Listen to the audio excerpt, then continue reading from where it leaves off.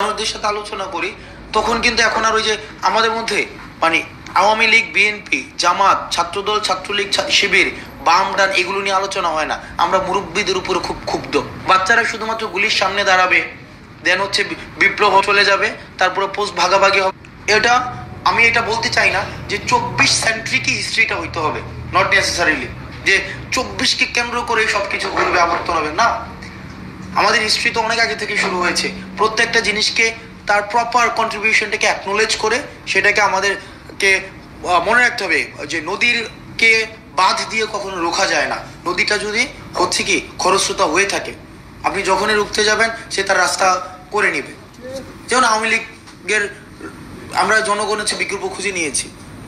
সুতরাং হিস্ট্রি একটা এর নিজের একটা হচ্ছে স্বকীয়তা রয়েছে, সে নিজের রাস্তা খুঁজে নেয়। হিস্ট্রি যখন কোনো ধরনের সে হিরো খুঁজে না পায়, সে নিজে হিরো ক্রিয়েট করে নেয়। তো সেই জায়গা থেকে আমরা যেন একটা সেন্ট্রিস্ট হিস্ট্রির দিকে না যাই, সেখানে আমাদের রাইট উইং এর যারা রয়েছে, লেফট উইং এর যারা রয়েছে, সেন্ট্রিস্ট যারা রয়েছে, centrist aligning to right, centrist aligning to left, তাদের জন্য ইকুয়াল হচ্ছে কন্ট্রিবিউশন থাকে। আমি বলছি না সবাইকে উইপ আউট করে দিতে হবে। এই উইপ আউট করে দেওয়া কিন্তু আবার একটা ফেসিস্ট একটা হচ্ছে একটা কাইন্ড অফ মেন্টালিটি। নো, কন্ট্রিবিউশনটাকে অ্যাকনোলেজ করে সবাইকে ইকুয়াল হিস্সাটাকে বুঝিয়ে দিতে হবে। এই 24-এর দায়ভারে এই বুদ্ধিজীবী মহল নেয় নাই, আমরা তাদেরকে দিব। এই আজকের এই পর্যায়ে পৌঁছানোর 2000 যেই শহীদ হয়েছে, এই বিষয়টাকে আটকানো যেত যদি পূর্বাঞ্চলের ফ্ল্যাটের লুপ ত্যাগ করা যেত। যদি আমরা দেখতাম বুদ্ধিজীবীরা যখন প্রশ্ন করতেন, প্রত্যেকটা প্রশ্নের একটা বিনিময় মূল্য থাকতো। অর্থাৎ প্রশ্নটা এমন ভাবে করা হতো, এই প্রশ্নের মধ্য দিয়ে হয় তার কোনো একটা অধিদপ্তরের ডিজি হওয়া নিশ্চিত, অথবা প্রধানমন্ত্রীর সফর হওয়া নিশ্চিত, অথবা যেমন এখন তো যেমন এনসিটিভির একজন ডিজি, আমার কিন্তু আর কোনো কিছু বলার থাকে না। এটা একটা টটোলজিক্যাল গ্রাউন্ডের কথা।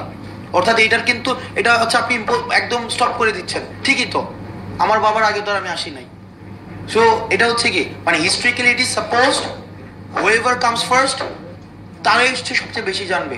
এই জায়গায় আমরা যারা এই নতুন প্রজন্মের আছি, আমরা কিন্তু এই জায়গায় একটা নোক্তা দিয়ে রাখতে চাই। বিষয়টা এমন না, আমরা একটা জেনারেশন কনফ্লিক্টের মধ্যে আছি। এটা যদি আপনারা বুঝতে না পারেন, আমি মনে করি যে এটা আমাদের জন্য আবার একটা দুর্ভাগ্যের কারণ হতে যাচ্ছে। এটা আমাদের ফিল করা উচিত। আমি যখন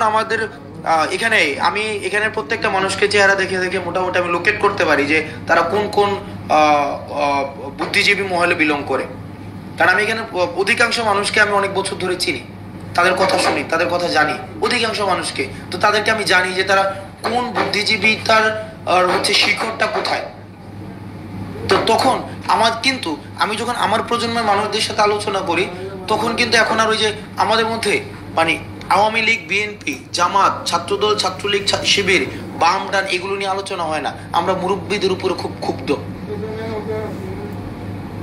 এটা সত্য। সে শিবিরের হইতে পারে, ছাত্রদলের হইতে পারে, বৈষম্যবিরোধী ছাত্র আন্দোলন হইতে পারে। আমরা মুরব্বীদের উপরে ক্ষুব্ধ। অর্থাৎ তারা আমাদেরকে ইউটিলাইজ করতে পারছে না। আমি ইউজ বলবো না, ইউজের একটা পেরিকুয়াল একটা কননোটেশন আছে।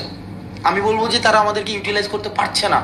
তারা আমাদেরকে এই যে একটা যে নৌজি একটা মানে ইন্টেনশন, যে ছোট মানুষ কি বুঝবে, বলে দিচ্ছে না কিছুদিন আগে যে সন্তান যদি বাবার আগে যায় দেশ ধ্বংস হয়ে যায়। তো এই আইডিয়া থেকে বের হতে হবে। আপনাদের কাছে যারা বুদ্ধিজীবী বা যারা একাডেমিশিয়ান, আপনাদেরকে আমাদের যেই এই চিন্তাটা যেন আমরা প্লেস করতে পারি এবং স্পেস দিতে পারেন, হিস্ট্রিতে অ্যাকুমুলেট করতে পারেন এবং এটাকে যেন একাডেমিক্যালি এন্ডোর্স করতে পারেন। বাচ্চারা শুধুমাত্র গুলির সামনে দাঁড়াবে, দেন হচ্ছে বিপ্লব হবে, চলে যাবে, তারপরে পোস্ট ভাগাভাগি হবে মুরব্বীদের মধ্যে। বাচ্চারা কি বুঝবে, বাচ্চারা কি পারবে?